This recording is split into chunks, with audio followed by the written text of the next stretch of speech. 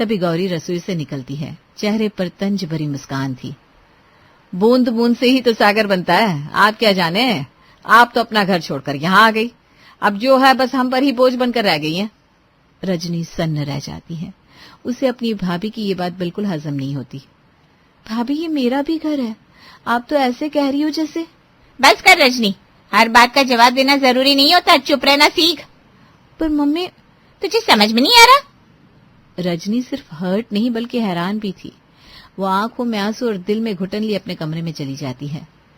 अगर ससुराल वापस जा सकती होती तो यहाँ एक पल ना रुकती, पर क्या करूं, मेरा भाग्य भगवान ने जाने किस स्याही से लिखा है। रजनी की रात रोते रोते कट गई। फिर अगले दिन शांति और गौरी आंगन में बैठी थी, तभी पड़ोसन माला घर में दाखिल होती है। अरे शांति, कैसी है बहन? तुझसे ये नहीं होता कि माला का हालचाल पूछ ले जाकर?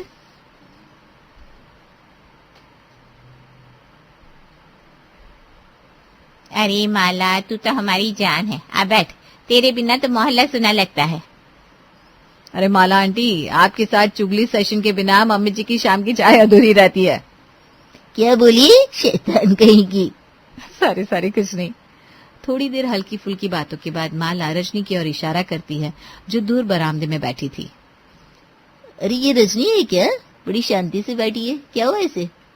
अब क्या बताऊं, कुछ दिन के लिए मायके आई है। मम्मी जी पूरी बात बताइए ना।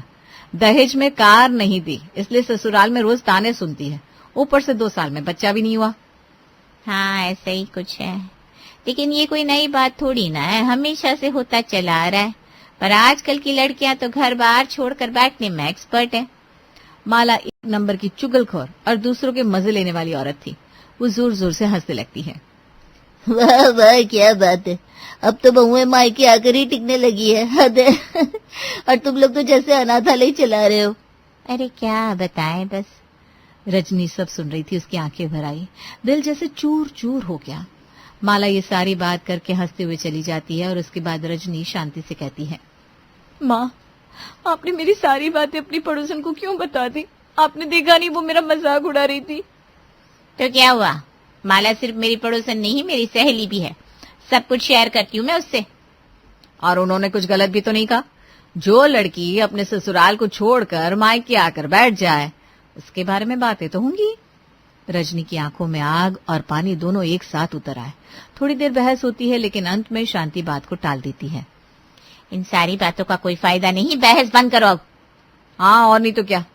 वैसे दीदी, अब आप जाकर खाना बना लीजिए। ठीक है, मैं सब्जी बना देती हूँ। रोटियां तो आपने बना ही ली होंगी ना? नहीं दीदी, मैं तो बाजार चली गई थी, रोटियां भी आप ही बना लीजिए। वैसे भी आपके पास और क्या काम है। रजनी एक पल को गम और गुस्से के बीच झूल जाती है, लेकिन कुछ कहती नहीं, चुपचाप रसोई की ओर बढ़ जाती है। रजनी मौका पाकर अपनी माँ से बात करती है।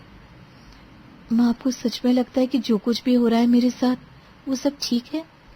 सब ठीक ही तो है, खाने को मिल रहा है, छत है, और क्या चाहिए। रिश्तों में थोड़ा बहुत तो चलता है। लेकिन माँ, मैं भी तो इस घर की हूँ, मेरी कोई अहमियत है या नहीं? इतने में गौरी की ठंडी पर चुभती आवाज आती है।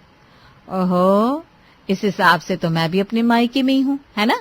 चलिए फिर मैं भी चल देती हूँ, सबका हिसाब बराबर। गौरी, तुम बात को घुमा रही हो।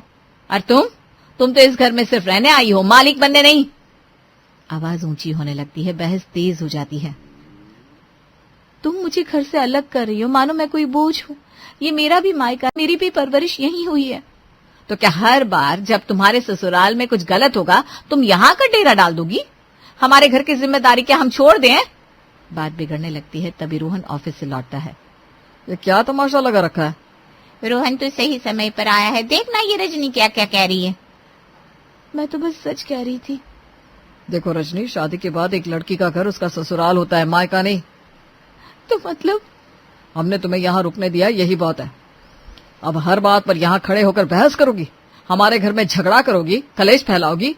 रजनी अवाक खड़ी रह जाती है, उसकी आंखें भर आती है। वो चुपचाप अपने कमरे में चली जाती है और उस रात वो लगातार रोती रहती है, बिना आवाज के, बिना शिकायत के। फिर अगली सुबह वो उठती है, चुपचाप अपना सामान पैक करती है, घर की चौखट पर खड़ी होती है। सब इकट्ठा हो जाते हैं। मैं वापस जा रही हूँ। बेटा, अगर हमने कुछ गलत कहा हो तो माफ कर देना, लेकिन जो कहा वो समझदारी से ही कहा। हाँ दीदी, वही सही है, भावनाओं में नहीं, दिमाग से सोचो। रजनी कुछ नहीं कहती, बस हाथ जोड़कर नमस्ते करती है और चली जाती है। 1 महीना गुजर जाता है। शांति रोहन से कहती है, रोहन बहुत दिन हो गए, रजनी से कोई बात नहीं हुई, चलो ना मिलकर आते हैं। ठीक है माँ। शांति, रोहन और गौरी रजनी के ससुराल जाते हैं। अरे आप लोग कैसे आना हुआ? बस रजनी से मिलने आए थे, बहुत दिन हो गए तो। रजनी? वो तो यहाँ नहीं आई, हमें लगा वो आपके पास है। क्या? लेकिन वो तो 1 महीना पहले हमसे कहकर निकली थी वो ससुराल वापस जा रही है। हमें लगा वो वहीं होगी, अब क्या करें। बात बढ़ जाती है, झगड़ा शुरू हो जाता है। आपकी वजह से हमारी बेटी का हाल ऐसा हुआ है। हमारी वजह से? वो तो आपके पास थी, आप ही बताइए कहाँ है वो। गुस्से में बात इतनी बढ़ती है कि शांति, रोहन और गौरी पुलिस स्टेशन चले जाते हैं। साहब, मेरी बेटी को उसके ससुराल वालों ने दहेज के लिए परेशान किया, बच्चे के लिए ताने दिए, अब वो कहीं चली गई है। अच्छा, हम रिपोर्ट दर्ज करते हैं। पुलिस सविता और मोहन को थाने बुलाती है। हम तो खुद परेशान है साहब, वो हमारे पास नहीं आई, हम ही उसकी रिपोर्ट लिखवाने वाले थे। लेकिन आपके खिलाफ शिकायत दर्ज हुई है, दहेज उत्पीड़न और मानसिक प्रताड़ना की। जैसे ही पुलिस उन्हें हिरासत में लेने लगती है, तभी रजनी अपनी सहेली पूजा के साथ वहां आती है। रजनी? रजनी? मैं अपने मायके से नहीं, अपनी सहेली पूजा के पास थी पिछले 1 महीने से। मैंने इसे सहारा दिया क्योंकि इसके पास और कोई नहीं था। इसके ससुराल वालों ने इसे दहेज और बच्चा ना होने पर सताया और मायके वालों ने इसे ताना मारा कि वो अब इस घर की नहीं रही। तो मतलब दहेज वाली बात सच है? हवालदार, इन्हें अंदर डालो। 1 मिनट, सिर्फ इन्हें नहीं, मेरे मायके वालों को भी ले जाइए। रजनी, क्या कह रही है तू? वही जो आपने सुना। आपने कभी मुझे समझा नहीं, सिर्फ टालते रहे। जब मैं टूटी हुई थी आपने कहा 2 दिन बाद लौट जाना। जब मैं चीख रही थी आपने कहा ये तो होता रहता है। अगर कल मेरे ससुराल वाले मुझे जला देते तो क्या होता माँ? मेरे ससुराल ने अगर दहेज के लिए सताया तो मेरा मायका भी उस जुर्म में बराबर का भागीदार है। उन्होंने मुझे सहारा नहीं दिया बल्कि मेरा मजाक बनाया। बेटा, तुम जो कह रही हो वो भावनात्मक रूप से सही है, लेकिन कानून में इस आधार पर हम तुम्हारे मायके वालों पर कार्रवाई नहीं कर सकते। रजनी, हमें माफ कर दे, हमसे गलती हो गई। हम माँ और भाई तो थे पर इंसानियत भूल गए थे। दीदी, मुझे माफ कर दीजिए, मैं जलन में आपकी बहन नहीं बन पाई, सिर्फ अपनी अहमियत जताती रही। बहू, हम भी गलत थे, हमें माफ कर दो प्लीज। हाँ रजनी, तुम तो मेरी पत्नी हो, तुम मुझे जेल कैसे जाने दे सकती हो? मैं अपनी गलती मानता हूँ, एक मौका दे दो। रजनी चुपचाप सबकी बात सुनती है, फिर पुलिस से कहती है, इन्हें जाने दीजिए। लेकिन ऐसा क्यों है कि जब कोई लड़की मायके लौटे तो वो ये सुने अब तो इस घर की नहीं रही। उसका घर वही होता है जहां उसकी इज्जत हो, चाहे ससुराल हो या मायका। सभी की आंखों में आंसू है। रजनी की बात गूंजती है जैसे एक हथौड़ा रिश्तों के अहंकार पर पड़ा हो। तुम्हारी बात पूरे समाज के लिए एक मिसाल है बेटा, काश सब समझे। धीरे धीरे सब एक साथ गले लगते हैं, आंखें भीगती है लेकिन दिल हल्के हो जाते हैं। रजनी, रजनी कहाँ मर गई? आई माँ जी। आई माँ जी के बच्चे कानों में रुई ठोस कर बैठी थी क्या? नहीं, वो गाने सुन रही थी? नहीं माँ जी, चाय बना रही थी। चाय क्यों बना रही थी? किसने बोला चाय बनाने को? सुबह सुबह का समय है तो नाश्ते के साथ तो चाय ही बनाई जाती है ना। अब तू मुझे सिखाएगी क्या बनाया जाता है सुबह सुबह? मुझे आज जूस पीना था। अरे मुझे क्या, सबको पीना था, है ना बेटा मोहन? हाँ रजनी, तुम्हें बनाने से पहले पूछना चाहिए। अपने आप को ज्यादा मालकिन समझने लगी हो जो अपनी मर्जी चलाओगी। लेकिन रोज तो चाय ही बनती है, आज तक कभी जूस नहीं बना। क्योंकि भाभी आपने कभी जूस बनाने की जहमत ही नहीं ली। सही बात, जैसे आज तक एक बच्चा नहीं पैदा कर पाई। 2 साल हो गए शादी को। अरे पर यहाँ खड़ी होकर बातें बनाने से अच्छा है जाकर जूस बना लो। जबान इतनी लंबी है, बस चले ही जा रही है, चले ही जा रही है। रजनी के ससुराल वाले उसे रोज इसी तरह मानसिक रूप से प्रताड़ित किया करते थे। उसकी सास उसे ताने देती ही थी, लेकिन सास के साथ साथ उसका पति मोहन और ननद प्रिया भी कम नहीं थे। और ये सब इसलिए क्योंकि वो दहेज में कार नहीं लाई थी और शादी के 2 साल बाद अभी तक उसका कोई बच्चा नहीं हुआ था। फिलहाल रजनी चुपचाप रसोई में जाकर जूस बनाती है और प्लेट में नाश्ता सजाकर ट्रे लेकर बाहर आती है। लीजिए माँ जी जूस। अब ये देखना पड़ेगा कि जूस मीठा है या बस रंग मिला दिया है। हाँ माँ, भाभी के हाथ का बना तो जहर भी फीका लगे। इतना भी बुरा नहीं है, लेकिन कार जितना स्वाद नहीं है इसमें। कार? अच्छा रजनी, तुम मायके से क्या क्या लाई थी, याद है तुझे? माँ, वो सड़ी गली अलमारी जो खोलते ही डर लगने लगता है। और वो मिक्सर 2 बार में ही जल गया, जैसे हमारी किस्मत जल चुकी है। और बच्चा, वो तो अब तक आया ही नहीं। हमारी तो हंसी उड़ती है समाज में। आप लोग ऐसा क्यों कर रहे हैं मेरे साथ? मेरे घर वालों ने पहले ही कह दिया था कि हम कार नहीं दे सकते, और बच्चा होना वो सिर्फ मेरे बस में नहीं है। तूने ये कैसी बात कर दी सबके सामने, है? शर्म नहीं आई तुझे? बहू के नाम पर कलंक है, कलंक। कम से कम दहेज की बात तो मत कीजिए। मैं कुछ नहीं लाई क्या? सारा फर्नीचर, साड़ियाँ, गहने। हाँ, लेकिन कार कहाँ है जो सबसे ज्यादा मैं चाहता था? क्या करूं उस सड़ी हुई बाइक का जो तू लाई है? मोहल्ले में सबके पास कार है और हमने सबको बताया था कि कार आएगी, लेकिन तूने 2 कौड़ी की बाइक देकर हमें नीचा दिखा दिया। और अभी पिछले हफ्ते रामू भैया की शादी हुई, उनकी बीवी तो नई नकौर सेडान कार लाई है। स्टाइल देखो उसकी। अरे कहाँ हो भाभी, भगवान बचाए ऐसे कंजूस खानदान से। रजनी अपनी बात रखने की कोशिश करती है, लेकिन कोई नहीं सुनता। सब उस पर चिल्लाते रहते हैं। वो डर के मारे 2 कदम पीछे हटती है और बेहोश होकर जमीन पर गिर पड़ती है। सब थोड़ी देर चुप हो जाते हैं। फिर सविता नाक चढ़ाकर बोलती है, अब नाटक शुरू। ये तो रोज की आदत बन गई इसकी। अरे कोई पानी लाओ, ड्रामा क्वीन कहेंगी। रजनी के ससुराल वाले इतने निर्दयी थे कि उन्हें उसका बेहोश होना भी नाटक लगता था। रजनी की सेहत भी दिन पर दिन गिरती जा रही थी। इसी दौरान एक दिन मोहन की ममता बुआ घर आती है तो रजनी उनके लिए नाश्ता और चाय लेकर आती है। अरे वाह रजनी बहू, क्या चाय बनाई है, स्वाद तो बढ़िया है। आपके लिए शायद अच्छी चाय बना दी होगी, हमारे लिए तो ऐसी चाय बनाती है लगता है नाली के पानी से बनाई है। सच में? और नहीं तो क्या, इसके ढोंग पर ना जाना। आपको पता है कब से इससे एक कार के लिए कह रहे हैं, लेकिन इसके कान पर जूं तक नहीं देंगी। और बच्चा करना तो मुझे इसके बस की बात ही नहीं लग रही। ये तो सच कहा, कैसी लप्पू झन्नासी तो है। बच्चा पैदा करेगी तो भगवान को ही प्यारी हो जाएगी।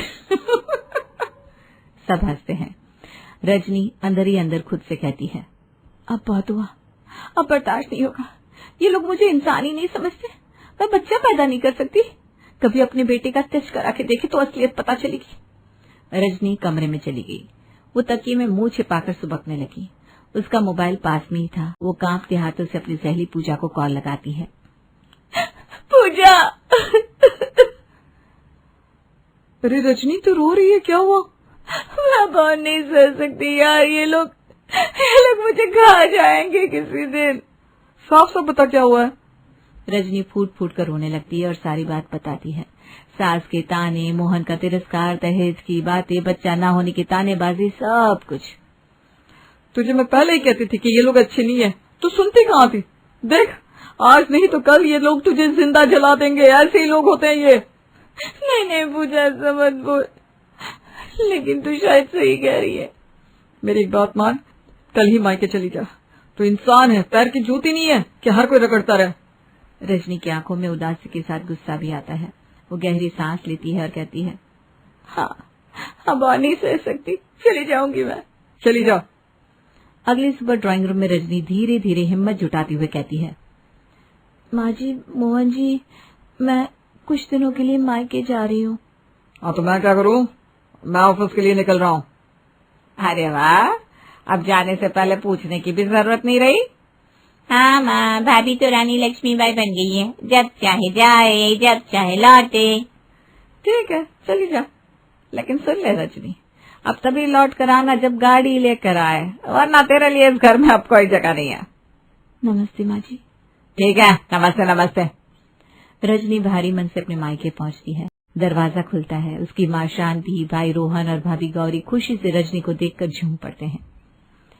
अरे मेरी बच्ची, तू तो अचानक आ गई, क्या सरप्राइज दिया है तूने? ओहो, रजनी आ गई, चलो अब घर में रौनक बढ़ेगी।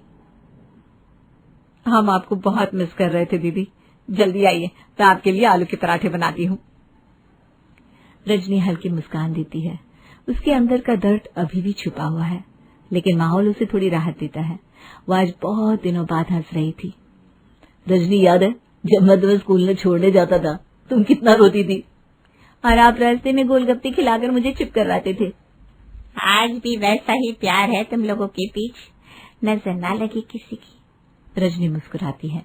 वो सोचती है कितने दिन बाद उसे एक अच्छा दिन देखा है। फिर अगली सुबह रजनी बैठी होती है तो थोड़ा उदास हो जाती है। उसकी उदासी देखकर शांति कहती है, क्या हुआ रजनी बेटा, सुबह से ऐसे क्यों बैठी है? कल तो बड़ी खुश दिख रही थी तू। माँ, वो ससुराल में जो हो रहा था मैं अब छिपा नहीं सकती। क्या हुआ तेरे ससुराल में, बता मुझे। फिर वो सब कुछ बता देती है, हर अपमान, हर ताना, हर घुटन। शांति थोड़ी देर चुप रहती है, फिर ठंडी सांस लेकर कहती है, देख बेटा, पति पत्नी में ऐसे छोटे मोटे झगड़े तो होते ही रहते हैं, और रही दहेज की बात, हमने तो पहले ही कह दिया था कि गाड़ी नहीं देंगे। तू जाकर बात कर, समझा, वो तेरी बात समझ जाएंगे। आप समझ क्यों नहीं रही हो? वो लोग अच्छे नहीं है, वो मुझे इंसान ही नहीं समझते। देख बेटा, 2 दिन बाद लौट जाना, सब ठीक हो जाएगा। सोच समझ कर व्यवहार करना। रजनी चुप हो जाती है। वो जानती है कि माँ उसकी पीड़ा नहीं समझ पा रही। उसे अंदर ही अंदर चोट लगती है।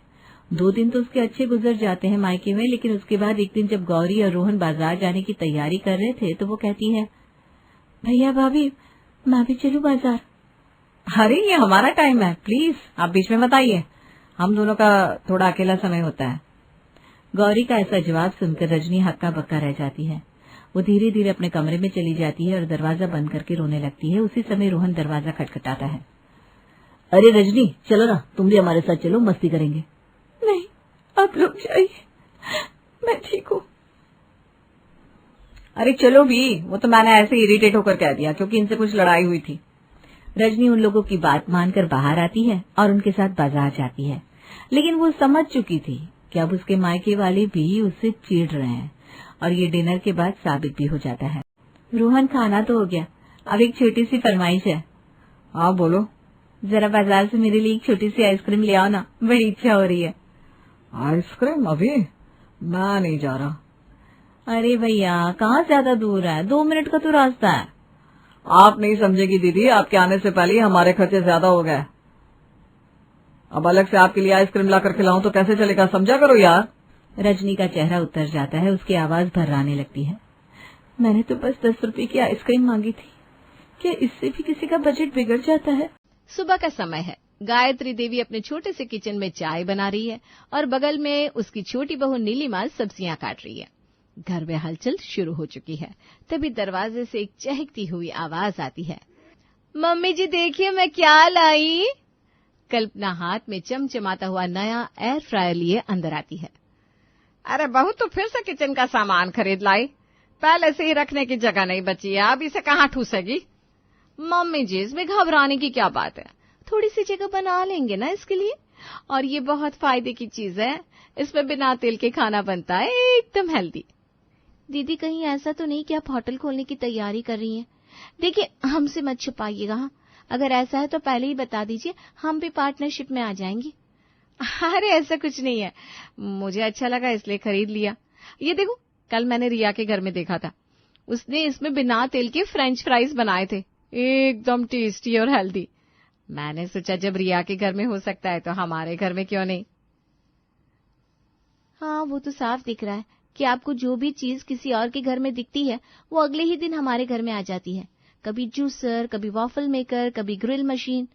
दीदी, अब किचन के लिए किचन ही अलग से बनवाना पड़ेगा। गायत्री अपना सर पकड़ लेती है। देख बहू, कोई चीज लाना गलत नहीं है, लेकिन सिर्फ नकल करके खरीदते जाना भी ठीक नहीं है। और फिर देख तो सही, हमारा किचन कितना छोटा है, अब तो तेरा सामान रखने के लिए भी जगह नहीं बची। ओफो, मुझे तो कोई समझता ही नहीं है। ये कहकर कल्पना झुंझलाती हुए वहां से चली जाती है। गायत्री और नीलिमा उसकी इस आदत पर हंसते हुए एक दूसरे को देखते हैं। 1 हफ्ते के बाद एक दिन कल्पना को अपनी सहेली मीना की बर्थडे पार्टी में जाना होता है। वो तैयार होकर गायत्री के पास आती है। मम्मी जी, आज मीना की बेटी का बर्थडे है, उसने बुलाया है, मैं जाऊं? हाँ हाँ जा, पर सही समय से लौट आना, ज्यादा देर मत करना। हाँ मम्मी जी, मैं टाइम से आ जाऊंगी घर। ये कहकर कल्पना मीना की बेटी की बर्थडे पार्टी में चली जाती है। मीना ने हाल ही में नया फ्लैट लिया है, जो कल्पना के फ्लैट से बड़ा और ज्यादा मॉडर्न है। जैसे ही कल्पना वहां पहुंचती है, उसका ध्यान सबसे पहले किचन पर जाता है। मीना का किचन उसके किचन से 2 गुना बड़ा और चमचमाता है। हर चीज करीने से सजी हुई है। कल्पना चारों तरफ नजरें घुमाती है और फिर मीना से उत्साहित होकर कहती है, अरे वाह मीना, तेरा किचन तो बहुत बड़ा और सुंदर है, एकदम साफ सुथरा भी। लगता है तूने बहुत मेहनत की है इसे सेट करने में। हाँ, बड़ा तो है ही, और इसी वजह से मैंने इसमें कई नए अप्लायंसेस भी फिक्स करवाए हैं। अरे इसमें कौन सी बड़ी बात है, मेरे किचन में भी काफी नई नई चीजें हैं, तुझे देखने को मिलेंगी। मुझे तो वैसे भी इन सब चीजों का बहुत शौक है। हाँ, बहुत कुछ होगा तेरे पास, पर ये देख, तेरे पास डिश वॉशर है क्या? मीना की बात सुनकर कल्पना चौंक जाती है। उसकी नजर मीना के किचन के एक कोने में रखे बड़े से डिश वॉशर पर जाती है। वो हैरानी से उसे देखने लगती है। हैं? ये क्या चीज है? देखने में तो बड़ी भारी भरकम लग रही है। जितना बड़ा दिखता है उतना ही बड़ा काम का भी है। अरे पर ये करता क्या है? अरे इसमें गंदे बर्तन रखो और कुछ ही देर में सारे बर्तन एकदम चकाचक करके निकाल देता है। अरे वाह, फिर तो ये बहुत काम की चीज है। बाकी सब कुछ तो है मेरे किचन में, बस इसी की कमी रह गई थी। कल्पना के मन में अब डिश वॉशर खरीदने की नई लहर उठ चुकी थी। आखिर नकल चीज जो ठहरी। मीना का किचन देखकर अब उसे अपने किचन का सामान अधूरा लगने लगा था। वो मन ही मन सोचने लगी कि घर जाते ही सबसे पहले ये मशीन खरीदने की तैयारी करनी है। रात का वक्त है जब कल्पना मीना की पार्टी से लौट आई है। पार्टी से लौटने के बाद कल्पना के दिमाग में बस dish washer, dish washer, dish washer घूम रहा है।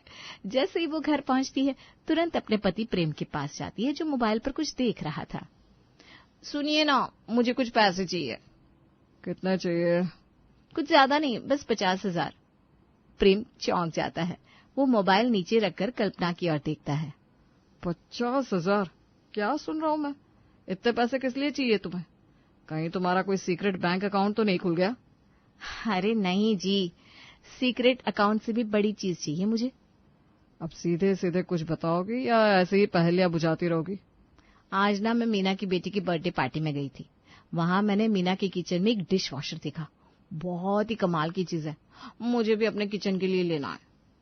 बस, मतलब अब तो हद ही हो गई तुम्हारी नकल की। अब किचन का सामान देखना बंद करो। और इसमें बुराई क्या है, बिना मेहनत की चकाचक बर्तन मिल जाएंगे। प्रेम को अब गुस्सा आ जाता है। अरे इतनी मेहनत से पैसे कमाते हैं और तुम नकल करने में उड़ा देती हो। पहले ही किचन स्टोर रूम बन चुका है, अब डिश वॉशर रखोगी कहाँ? अरे घर के लिए तो ले रही हूँ, आपकी तरह कोई फालतू की बाइक की एक्सेसरी नहीं ले रही हूँ मैं, जो घर में शोपीस बनकर पड़ी रहे। देखो, ज्यादा बहस मत करो, पहले ही घर का बजट बिगड़ चुका है। इतनी गर्मी पड़ रही है पर घर में एसी लगवाने के पैसे नहीं बच रहे और तुम्हें डिश वॉशर की पड़ी है। मतलब साफ है, आप पैसे नहीं देने वाले। बिल्कुल, और ये डिश वॉशर लेने की जितनी जल्दी है उतनी जल्दी अगर घर का बजट संभालने की होती ना, तो हमारे पास 2-2 फ्लैट होते। ठीक है, मत दो पैसे, मैंने कुछ अपनी सेविंग में रखे हैं, मैं उसी से ले आऊंगी। हद हो गई यार, तुम्हें किसी की सुननी ही नहीं है। जाओ, जो करना है करो। प्रेम गुस्से में उठकर वहां से चला जाता है। दूसरी ओर कल्पना के चेहरे पर मुस्कान आ जाती है। उस पर तो बस अपने डिश वॉशर की धुन सवार है। अगले दिन घर में फिर से एक नया किचन अप्लायंस आ जाता है, ब्रांड न्यू डिश वॉशर, और इसके साथ ही कल्पना की नकलची लिस्ट में एक और नाम जुड़ जाता है। अगले दिन सुबह का वक्त, गायत्री देवी अपने कमरे में बैठी पूजा का थाल तैयार कर रही थी। नीलिमा रसोई में चाय बना रही होती है, तभी दरवाजे की घंटी बजती है। नीलिमा दरवाजा खोलती है और देखती है कि 2 डिलीवरी वाले एक बड़ा सा बॉक्स लेकर खड़े हैं। अरे ये क्या है?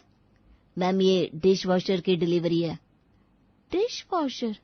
हाय, दीदी ने तो सच में खरीद लिया। कैसा लगा मेरा नया डिश वॉशर? मीना के यहाँ देखा था तभी सोच लिया था अपने घर में भी यही लाना है।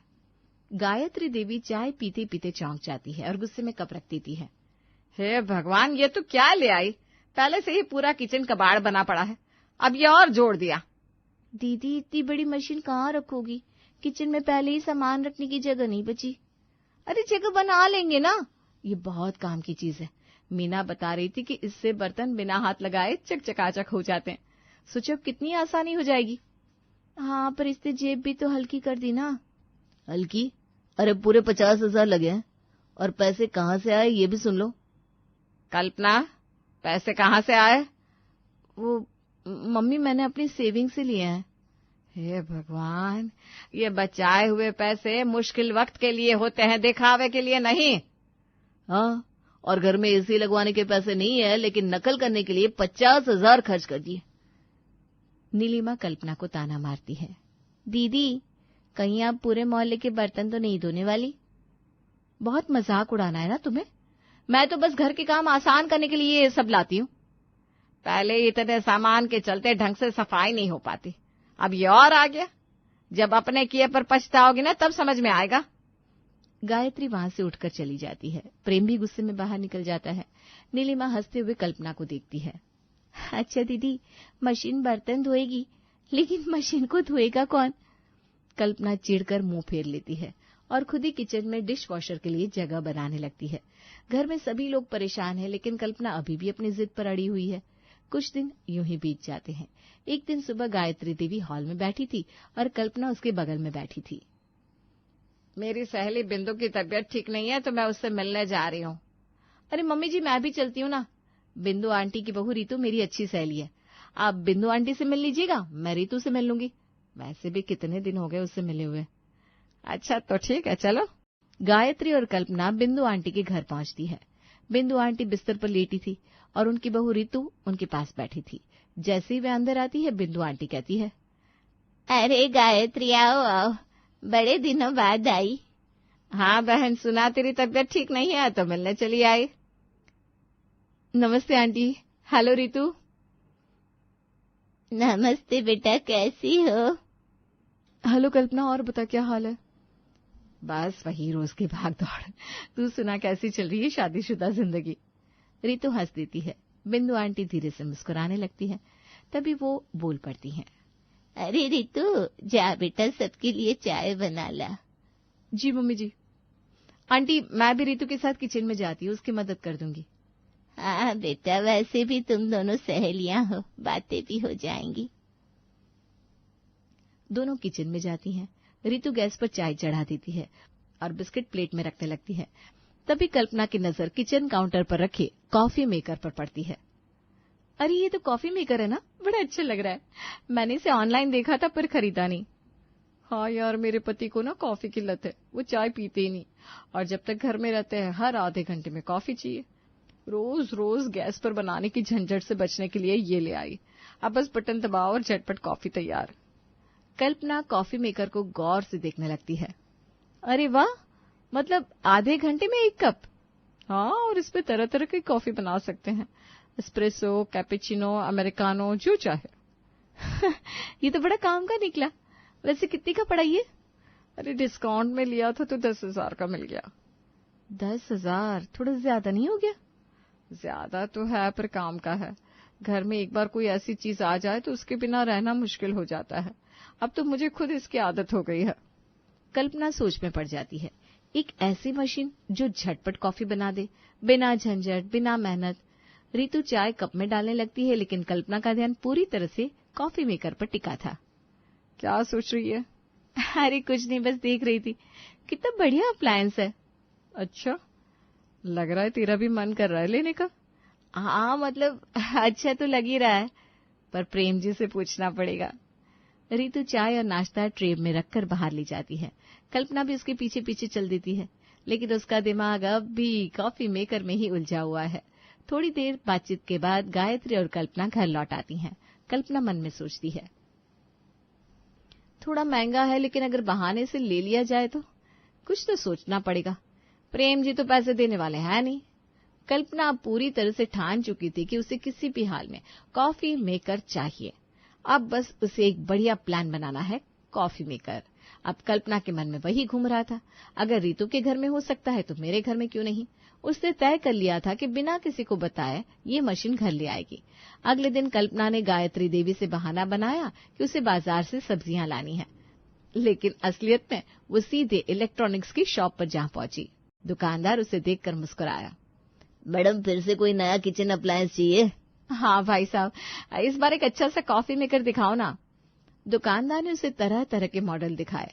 आखिर उसने सबसे महंगा और स्टाइलिश मॉडल पसंद किया। ये पैक कर दो, और हाँ, बिल थोड़ा कम करके बनाना। मैडम, इतनी बार डिस्काउंट मांग चुकी हो, लगता है घर वाले डांटते होंगे। हाँ, लेकिन इस बार किसी को पता ही नहीं चलेगा।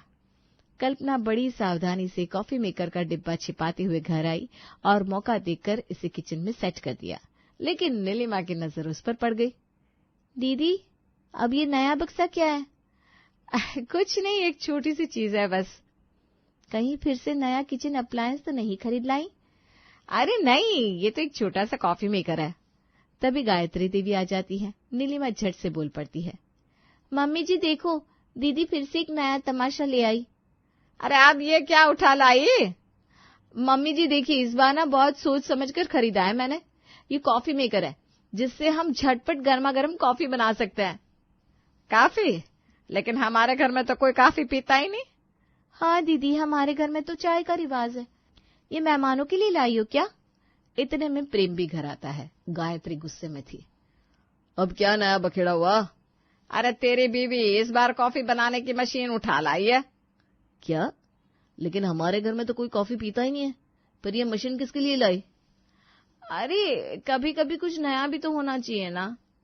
नीलिमा कल्पना की चुटकी लेते हुए कहती है। हाँ भैया, अब हमें जबरदस्ती कॉफी पीनी पड़ेगी, नहीं तो दीदी का ये शानदार आविष्कार धूल खाएगा। ये सब बंद कर। कितने पैसे दिए इस मशीन के लिए?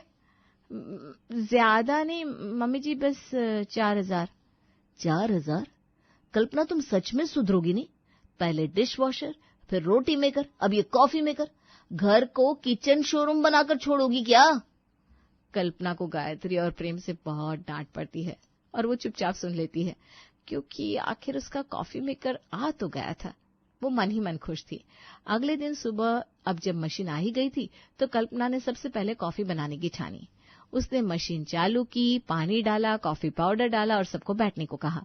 कुछ ही मिनटों में मशीन से गर्मा गर्म कॉफी तैयार हो गई। लीजिए मेरे कॉफी मेकर की पहली शानदार कॉफी। इसका स्वाद तो अजीब लग रहा है। नीलिमा कॉफी की एक चुस्की लेते हुए कहती है। उफ, इतनी कड़वी। लगता है ये कॉफी नहीं, मशीन धोने का पानी है। हाय राम, अब इस मशीन में अलग से ट्रेनिंग लेनी पड़ेगी। हाँ मम्मी जी, अब तो दीदी को कॉफी मेकर ऑपरेटिंग क्लास भी लगानी पड़ेगी। हे भगवान, तू ही कुछ कर, इस नकलची बहू ने तो जीना हराम कर रखा है। हाँ मम्मी, मैं भी बिल्कुल परेशान हो गया हूँ। जो चीज किसी के घर अच्छी नहीं लगी कि उसकी नकल करके उसे खरीद लाती है। पैसे तो जैसे पेड़ पर उगते हैं।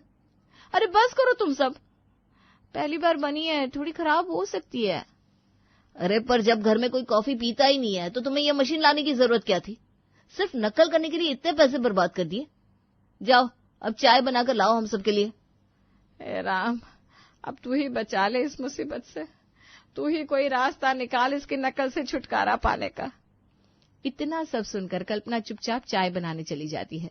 गायत्री और प्रेम परेशान से एक दूसरे को देखते हैं। सुबह का समय है। कल्पना रोज की तरह सबसे पहले उठकर किचन में जाती है, लेकिन जैसे ही वो किचन का दरवाजा खोलती है अचानक जोर से चिल्ला उठती है। मम्मी जी, प्रेम जी, नीलिमा जल्दी आइए। कल्पना की तेज चीख सुनकर पूरा घर हड़बड़ा जाता है। गायत्री, प्रेम और नीलिमा दौड़कर किचन की ओर भागते हैं। अरे क्या हुआ कल्पना, इतनी डरी हुई क्यों है? और इतने जोर से चिल्लाने की क्या जरूरत थी? दीदी, कहीं भूत प्रेत तो नहीं देख लिया? वैसे बेचारे भूत भी इस किचन में आने से डरेंगे, उनके लिए भी जगह नहीं बची होगी ना। गायत्री नीलिमा को घूरती है, फिर कल्पना की ओर देखती है। नीलिमा चुप हो जा। तुम बताओ कल्पना, क्या हुआ? मम्मी जी, किचन में बहुत सारे चूहे और कॉकरोच हो गए। मैं अभी अभी अंदर गई थी, एक बड़ा सा चूहा मेरे पैर के ऊपर से गुजर गया। डर के मारे मेरी चीख निकल गई। गायत्री का चेहरा गंभीर हो जाता है। प्रेम गहरी सांस लेकर माथा पकड़ लेता है और नीलिमा हंसने लगती है। दीदी, अब समझ में आया ना कि जरूरत से ज्यादा चीजें घर में बनने का क्या नतीजा होता है। लगता है इन चूहों ने भी आपके गैजेट्स को अपग्रेड कर लिया है। नीलिमा, ये मजाक का वक्त नहीं है। और कल्पना, ये तो होना ही था। जब किचन को स्टोर रूम बना दिया जाएगा तो सफाई कहां से होगी? गंदगी होगी तो चूहे और कॉकरोच तो आएंगी। बिल्कुल सही कहा मम्मी ने। कल्पना, ये सब सिर्फ तुम्हारी वजह से हुआ है। इतनी तो किचन में जरूरत भी नहीं थी जितना सामान तुमने जमा कर दिया। कल्पना झेंप जाती है, लेकिन फिर भी अपनी सफाई देने की कोशिश करती है। पर मम्मी जी, मैं क्या करूं? जब भी मुझे कोई नई चीज अच्छी लगती है तो दिल करता है हमारे किचन में भी होनी चाहिए। इसमें बुरा क्या है? बुरा ये है कि घर दिखाने के लिए नहीं, रहने के लिए होता है। हर चीज की एक सीमा होती है। और हाँ, अब तो किचन में खाना बनाने की जगह कम पड़ने लगी है। कहीं ऐसा ना हो एक दिन हमें खाना बनाने के लिए बर्तन भी बाहर रखना पड़े। कल्पना, समझने की कोशिश करो। हर चीज खरीदना अच्छा नहीं होता, खास करके तब जब वो ना तो अपने काम की हो, ना ही उसके लिए घर में जगह हो। इन तमाम गैजेट्स ने सफाई मुश्किल कर दी है। और देखो, अब ये चूहे और कॉकरोच हमारी रसोई में कब्जा जमा चुके हैं। कल्पना को पहली बार एहसास होता है कि उसकी नकल करने की आदत ने पूरे घर को परेशानी में डाल दिया है। शायद आप लोग सही कह रहे हैं। अब मुझे समझ में आ रहा है कि बेवजह चीजें इकट्ठा करना सही नहीं है, पर अब इस मुसीबत से कैसे छुटकारा पाया जाए? अब पूरे घर में पेस्ट कंट्रोल करवाना होगा, वरना ये चूहे और कॉकरोच पूरे घर में फैल जाएंगे। और हाँ बहू, आज से ये नकल करने की आदत छोड़ दो। देखा, तुम्हारी वजह से कितनी मुसीबत झेलनी पड़ रही है। अच्छा ये बताइए, इतने सामान का आप क्या करेंगे? सारा एक्स्ट्रा सामान पैक करके ऊपर वाले कैबिनेट में रख देंगे। जरूरत पड़ेगी तो निकाल लेंगे। इससे किचन भी साफ रहेगा और चीजें बर्बाद भी नहीं होंगी। बिल्कुल सही कहा बेटा, घर में व्यवस्था जरूरी होती है, वरना ये घर कम और गोदाम ज्यादा लगने लगता है। प्रेम तुरंत ही पेस्ट कंट्रोल वालों को बुलाता है। पूरे घर में सफाई होती है और किचन फिर से व्यवस्थित और सुंदर दिखने लगता है। कल्पना भी अपनी गलती समझ चुकी थी और खुद ही चीजों को व्यवस्थित करने में लग जाती है। मम्मी जी, मैंने आज एक बहुत बड़ा सबक सीख लिया। आज से मैं सिर्फ वही चीजें खरीदूंगी जो हमारे घर और किचन के लिए जरूरी होंगी। बेवजह की चीजों से अब दूरी बनाकर रखूंगी। वाह दीदी, बहुत अच्छा फैसला। चलो, अब तो घर फिर से साफ सुथरा और व्यवस्थित दिखने लगेगा। शाबाश बहू, यही समझदारी घर को सही तरीके से चलाने में मदद करती है। सबके चेहरे पर मुस्कान आ जाती है। कल्पना अब पूरी तरह बदल चुकी होती है और घर में सब कुछ पहले की तरह व्यवस्थित हो जाता है।